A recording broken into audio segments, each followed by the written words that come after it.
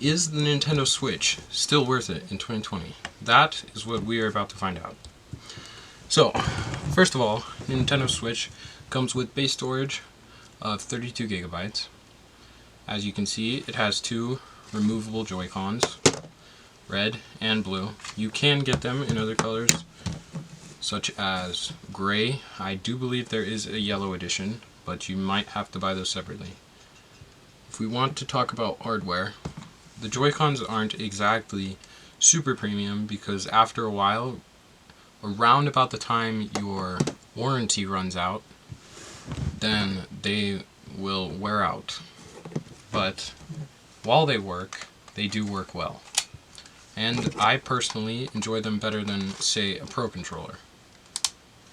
It does come with a 5-watt USB-C charger, as you can see it is plugged in right now. And volume rocker, power button, SD card slot. I currently have a 64 gigabyte. So personally, the 38 gigabyte internal storage is not a problem because you can just quickly and easily buy an SD card for it. It does have a 3.5mm headphone jack. You can see the two buttons back here. You've got the classic Nintendo layout. You've got motion sensors. Back here is where you put the SD card. Sorry, up here is where you put a game card if you want the physical version of the game. Here you take screenshots. This is the home button. And in terms of hardware, that is almost it, except there are two back-facing speakers, which I personally do not think are very effective. If they had somehow managed to put them up here, it would have been much nicer. There is the fan right here. And yeah, that's about it for hardware. And we will jump right into the software now. So when you power it on, you will see a standard Nintendo logo. If you press the same button to get to the home menu. And let me quickly turn this off. Okay, so as you can see, you can put parental controls if you're a parent wanting to restrict your child to how much gaming they can actually do. And as you can see at the top here, there are many different accounts. So if your kid needs an account, if you want an account, there is plenty of options for that. And if you go to your page, it will tell you if you're offline, if you haven't played recently. It shows all the games you have played recently right here across the side. And as you can see, my Joy-Con was glitching out. That's because they have already worn out, but we'll not delve into that right now. So there are system settings, health, safety, airplane mode, screen brightness, and the screen does go very good brightness levels. You can set it to auto brightness, but personally I think full brightness is okay because it does have a very good battery life. It will last you plenty long. And I personally usually use this docked, connected to my TV, so it lasts just as long as I would ever need it to. So we'll just review it with one game, which is Legend of Zelda Breath of the Wild. This is a very high intensity graphic demanding game, so it will be able to test it very nicely. So we're jumping into the game. It's not taking too long to boot into the actual game, and then the game you see here is loaded, and then we go back into our actual game, and it does not take too long for you to get set up and start playing your games the way you want them to.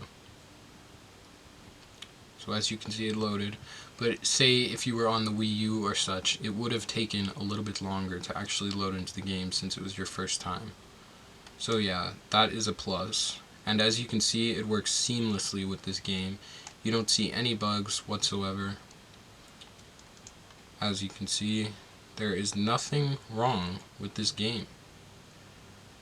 This device is very effective at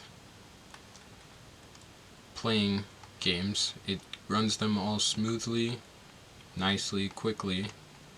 And let's go over to the shrine. And if you've ever played this game before, you also know that loading into shrines takes a while because you have to actually complete it, and it's like a whole new level almost. So as you can see, it loaded in quite quickly compared to, say, Wii U or such things. However, how would this console play against something like Google Stadia and their new Stadia platform? However, that is not necessarily something we need to talk about, because with Google Stadia, that is a Google only thing, and Nintendo will not release their games on that. So if you are a Nintendo fan and you want to keep your Nintendo games, Google Stadia cannot get you them if that is what you want this console for.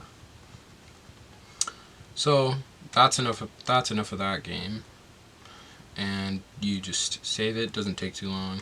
You can just hit the home button and you're back, close it, and that's all good. So as you can see, there are other games here. FIFA 18, All Night. They're a very wide variety. Minecraft, that's a game kids generally love playing, and you can play this with your friends too. One downside, however, is you do need to buy Nintendo Online to use it multiplayer. But an upside is if you do buy Nintendo Online, you do not actually need to renew it again to play multiplayer still.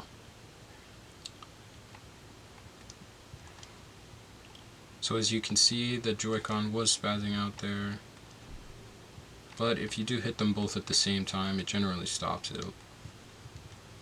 So we're loading in. Minecraft generally does take longer, so yeah.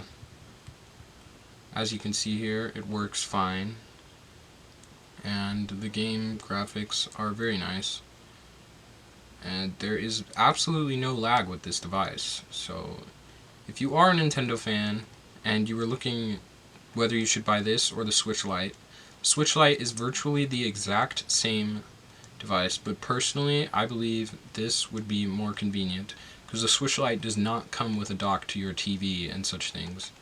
However, they say it has a faster processing chip, but that chip will make no difference, as you can see that this runs games quite seamlessly. And it works everything you would generally want to find in a Nintendo console. I mean, there's not much else to say about this. And you just hold down the power button, power options, and you turn it off. And that is my review for the Nintendo Switch. The Switch Lite, if you wanted to compare them, you cannot dock with it.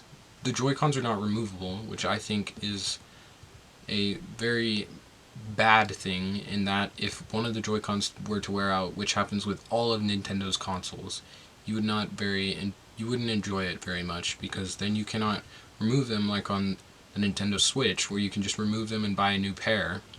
On the Nintendo Switch Lite, you cannot do that, and if it's worn out, it's worn out for good. On top of that, you can't dock it, so you can't get any more controllers for it, but we do have some accessories here. This is a case which I highly recommend for storage if you're not going to keep it, and these are two back buttons for when you do remove your Joy-Cons and you just want to play with them separately. You just slide them on here, turn off the lock, slide them on, turn on the lock, and there you go. You have two back buttons. The Switch comes with these, but it does not come with this case. This case has game card slots for controllers. If you want to separate the Joy-Cons, it's not necessary, but you can. And you can just slide them in there. You can slide other accessories in there, charging, etc. And since it's just USB-C cable, if you have your phone like that, you can just plug that in too. And finally, the plus about the Nintendo Switch, and the plus about its dock, is that you can buy extra Pro Controllers. Now, Nintendo's Pro Controller, wireless, is $60 plus. I personally do not recommend this. I personally do not think it is worth the money. Now, wireless for some of you may be what drives you to buy something or not buy something, but for me, I think wired works perfectly fine. This feels and is almost identical to the wireless, other than, yes, it has a wire. It is lighter than a wireless, and it does have a micro USB cable. Kind of ironic, if you think about it. You'd kind of want the same cable as your system, just in case. But, hey. And that is about it for the Nintendo Switch. Thank you for your time. If you could hit that subscribe button, I would greatly appreciate it. I'm starting this new channel, and it would really help me if you have some subscribers. As you can see, I'm not very old, but this is what I really enjoy doing, and thanks for your time.